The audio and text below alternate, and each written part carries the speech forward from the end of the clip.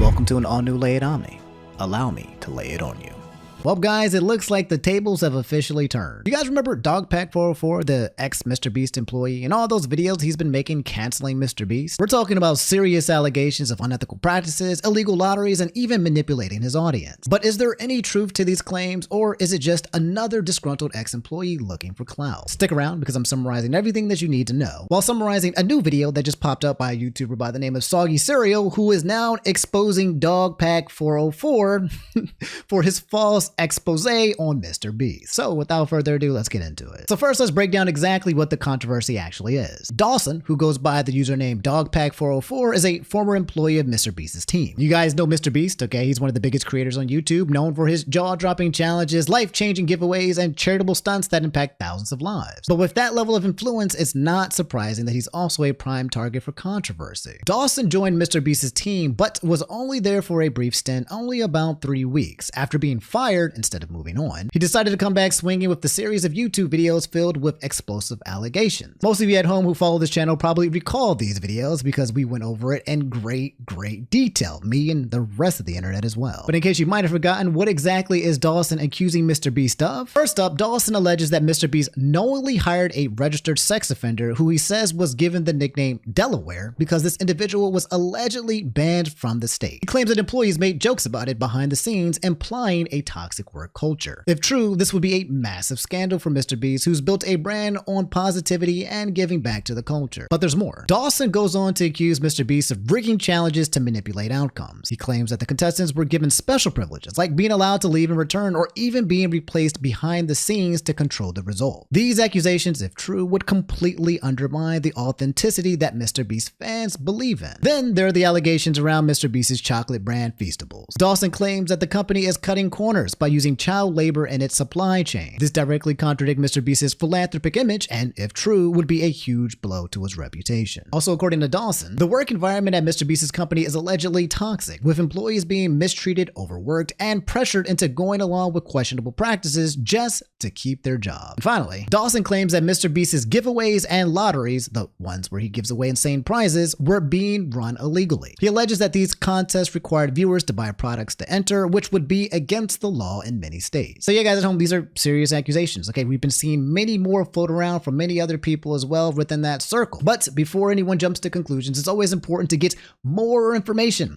I tell you guys this all the time. And a YouTuber by the name of Soggy Cereal has decided to do a little bit more investigative journalism, not only to MrBeast, but into Dogpack404 and his accusations as well, in which he took a deep dive into the allegations to separate fact from fiction. Now here's where things get interesting. Soggy, a YouTuber known for his thorough investigations, took on the challenge of analyzing Dawson's claims, and he didn't hold back. In fact, he content copped a content cop.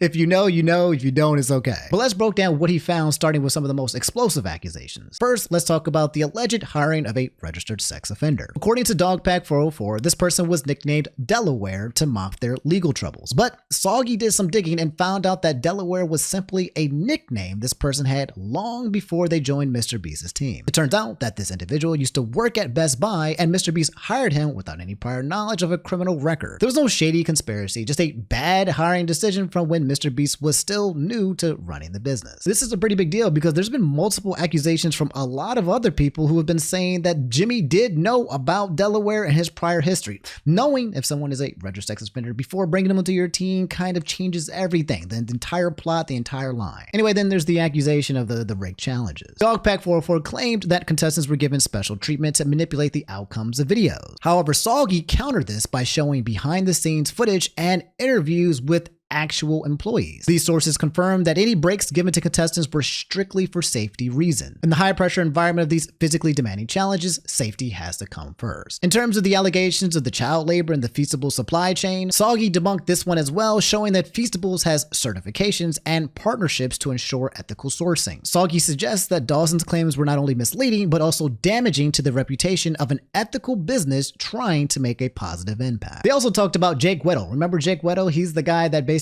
claimed that he was in a room and it was like a war crime because he was trying to sleep, but they kept the lights on and they got PTSD from it. He was the other guy in the video who's also kind of been on board with Dogpack404 and the train of canceling MrBeast. Dogpack404 accused MrBeast of committing war crimes during one of his solitary confinement challenges, but after speaking to multiple employees involved in that video, Soggy found out it was all a dark joke taken out of context. The people involved clarified that it was never meant to be taken seriously. However, guys, when it does come to the alleged illegal lotteries, Soggy does acknowledge that in MrBeast's early days, there were some compliance issues. But he also points out that MrBeast has since corrected those mistakes, ensuring all current giveaways are run legally. This was more of a learning curve than any kind of malicious intent. Now, guys, let's get into the meat and beans of the video. Okay, there was at one point in time where Soggy actually contacted current and former employees of MrBeast to kind of get their testimonies when it came to this entire situation and the sequence of events that have been explained so far. There's a person by the name of Emily, an ideation strategist who worked directly with Dogpack404, who shared how difficult he was to work with during his short time there. She described him as confrontational, dismissive of his superiors, and unwilling to collaborate. In fact, she mentioned that Dawson seemed to think that he knew better than everyone else, which didn't sit well with the team. Then there was another interview that involved the company's chef. According to the chef,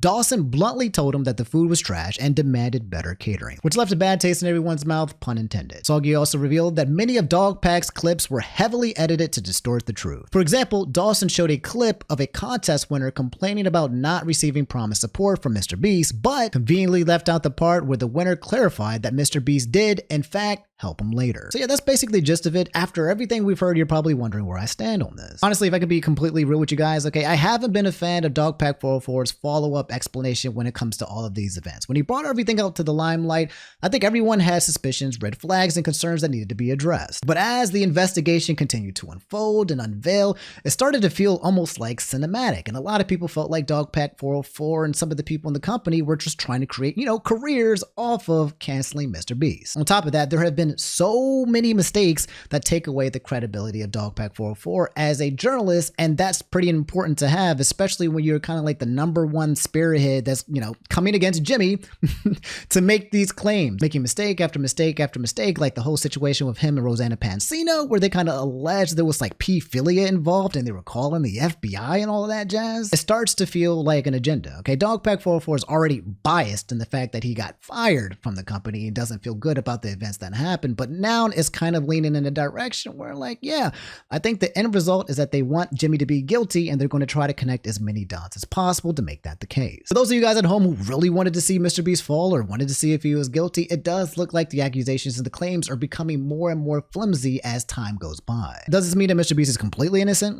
Not necessarily. Soggy himself admitted that MrBeast made some mistakes early in his career, especially when it came to running giveaways. To be completely frank, and I've told you guys this countless times every time I talk about this situation, I've always had a bias with MrBeast because I felt like he was a net positive to the community, and I felt like a lot of these accusations, there had to be an explanation, okay? He's the biggest, YouTuber in the world, so, people are definitely going to gun for him. He's going to be, maybe #1 to people who want to take him down because you can profit off taking down the best YouTuber in the world, which is why I've done my best to approach this situation objectively, feed you guys the facts or the accusations and the allegeds, and yeah, at this point, it's up to you guys at home to decide, do you think Dogpack404 is a net positive or a net gain when it comes to the takedown of MrBeast? And you guys at home have to now take into consideration that the things that you might have heard on the internet about MrBeast might not be factually true. In fact, has been proven and debunked in certain areas. Anyway, that's all I have for this episode of LayItOmni. You've just been laid. Moral of the story, you hate to see it happen. You want claims like this from Dogpack404 and everyone else to have the legitimacy so that you can call people out for reasons that they really need to be called out for, Because bad people in the world do exist, but when those claims start becoming false or those claims get debunked or they start becoming weak, and then you got to issue retractions and errors, then you're just like, okay, wait a minute, we're losing the plot here. Is this guy really the person that you say he is if everything keeps coming back false? The damage is already done. I think a lot of people are going to run with the narrative that MrBeast is an evil guy because it's to be honest, it's a fun narrative to run that the best person in the world who does YouTube is also evil as well. So I don't blame people, but I think what's missing here, the ultimate final say-so, is that people still haven't heard from MrBeast himself. I'm sure he's in the background and he's got his lawyers and he's got his companies. So the people who want to believe in MrBeast still don't know if they can because they haven't heard from the man himself, right? The classic YouTuber explanation or apology from the actual source is what is still missing. And I think that missing link is what's going to help you guys at home to basically make that last minute connection of how do you feel about him himself. Yeah, let me know what you guys think about this very convoluted situation in the comments below. I love you guys. Brush your teeth. Don't get halitosis. And I'll catch you later. All right. Take it easy. Peace.